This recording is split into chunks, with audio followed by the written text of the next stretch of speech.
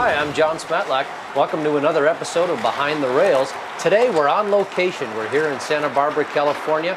We're going to take a look at a spectacular O-scale model trolley layout here in the home of Bill Everett. Come on upstairs.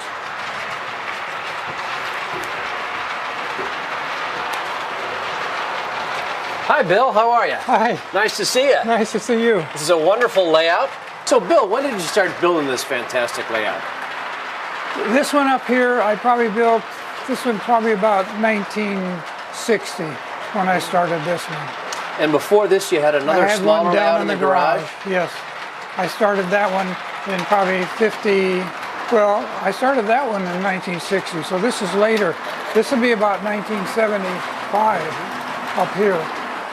And then I had one before that on the Mesa. So I started building models about 1948. And how many models would you estimate you've built over the years? Probably over 5,000 models over the years. I have displays in the Sacramento State Railroad Museum. I have displays in the Los Angeles area through the Los Angeles Railroad Heritage Foundation. And then I have this layout here, and then I have models at the Santa Barbara Mission. I have models at the State Railroad Museum. And I have models in several locations in Southern California. And most of your models, or all of your models, are scratch built. They're all scratch built, right. What kind of materials did you use to make these? I make all my models out of cardstock and wood. And I laminate the cardstock. And they're wood roofs, and I use basswood. And I use file folders for the cardstock. It's a minimal file folder. And I laminated 3 or 4 thicknesses. And each one is scratch built. First of all, I have to find out where the plans are if I can find them, and if I can't, then I have to take the pictures and figure out from the photograph what scale the cars were, how many inches the windows were, etc., and draw a plan before I even make the models. And then I can take a photograph of the model and copy it on and make a scale model of it. So these models are actually powered from the overhead wire, just like the real trolleys. They're powered just like the real one from the overhead wire. And don't touch it because it's 600 volts DC. So did you always do it that way, or yeah, did you never use the conventional 2-rail? Okay. No, on traction you don't have to. Traction, both rails are negative, and the overhead is a positive, which is great because if something goes wrong, they stop. If you had one rail pause and one rail negative, you could have some kind of problem. So to make it go again, we just put the pole right back on the wire. I take both fingers, one on each side of the wire, and it'll slide up between your fingers. There we go. So what made you get interested in building models? I wanted to buy them when they were taking them out of service. 1940, they started closing down. But I didn't have any money, and even if I did, I didn't have any place to store them cars. So I figured, well, the next best thing is to build models of them.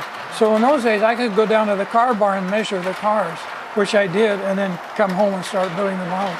So I probably built my first models in 1940, 41, somewhere in there. And back then, when you were first building the models, did you know a lot of other people that were doing it? No. In fact, the hobby was small. In fact, it was a HO gauge and O gauge, but most all the stuff you built from scratch, they didn't have kits like they do today. They'd have sides, they'd print cardstock sides for the boxcar, but you'd have to make the roofs and the floors, and you had to lay your own track. They didn't have any ready-made tracks, so that's how I learned to lay the track. There was a hobby that you did by yourself. You had no help, and it wasn't that big. Any hobby like that was, people worked too many hours. You only had one day off a week, so it was a small hobby. Now I see these models, you've also included details on the underbody as well. Yeah, like the compressors and the air tanks and stuff like that. I didn't do all of it. I did just enough to make it look good. Now, from the very beginning, were there commercially available trucks that you could use? Or did you have to scratch build the trucks originally as well? No, actually, a friend of mine makes those. Okay. He still does today. So they're all custom made for me. Oh, okay. So I order the trucks from him. I'll usually order a dozen or more at a time, and he'll make them. And then he makes the poles for me also. I don't make the poles. But all the other details all the other detail I just do. Using these basic household materials. Yeah, it's all cardstock, and then wood strips, basswood strips that you get at the hobby shop. And then the window is Lexan. It's not glass, but it looks like glass. Now, would you paint them after the whole model is complete, or would you paint some of the parts first? No, you do the sides and the ends separately, and then you glue them together. You'd be trying to match this. No, I paint the whole side, the ends, and then after they're done, and then I put the decals on them, and then I use a gloss coat to cover it so you don't see the decals. So and lettering and numbers. Yeah, the lettering is all decals, individually lettered. And then I glue the sides and the ends together, and then the roof is separate, and then I glue the roof on the sides and ends. So what was the most challenging thing about building models like this that you found over the years? Well, the hardest part is to get the proper measurement. If you don't have a schematic or a plan, you have to take photographs and judge how many inches this is, how many inches that is, and they're pretty well standardized. The builders were standardized as far as the distance from the floor to the window to the top, and how many inches the windows were apart. And so by looking at a picture, I can tell you whether it's 30 inches or 36 inches and so forth. Now, how long did it take for the layout to reach pretty much its current form? I realize you're constantly building models and adding them to them, but how long did it take for the layout to get to be this big and get all this track? Yeah, probably 5 years or more.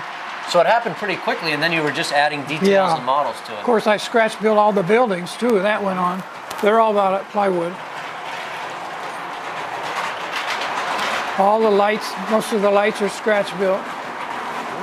The whole layout is practically scratch built. Now tell us the story again about the plywood. How did you get you said that you got this when you were a highway patrolman.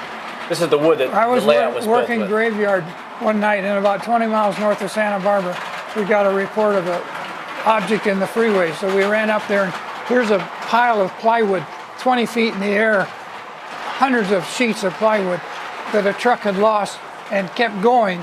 So we called one of the fellows who had a truck and brought him up there off duty.